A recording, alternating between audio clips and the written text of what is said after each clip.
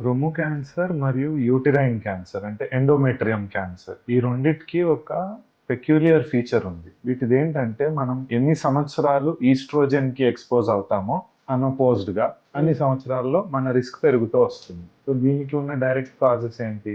చిన్నప్పుడు త్వరగా పెద్ద మనిషి అవ్వడం, ఎర్లీ మెనోపాజ్, లేట్ అవ్వడం, late menopause, and pregnancy delay అవ్వడం. ప్రెగ్నెన్సీ అనేది ఏంటంటే మన మంత్లీ ఈస్ట్రోజన్ ఎక్స్పోజర్ కి ఒక బ్రేక్.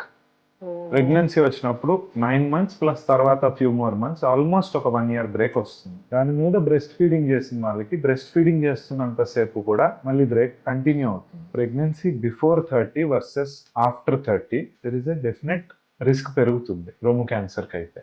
అలా అని ఇప్పుడు కెరియర్ ముఖ్యమే, లైఫ్ ముఖ్యమే, ఐవీఎఫ్ కానీ ఫర్టిలిటీ ట్రీట్మెంట్స్ కానీ ఇవి డైరెక్ట్గా దీన్ని అయితే ఇంపాక్ట్ చేయవు. రొమ్ము క్యాన్సర్ రిస్క్ వాటి వల్ల పెరగదు.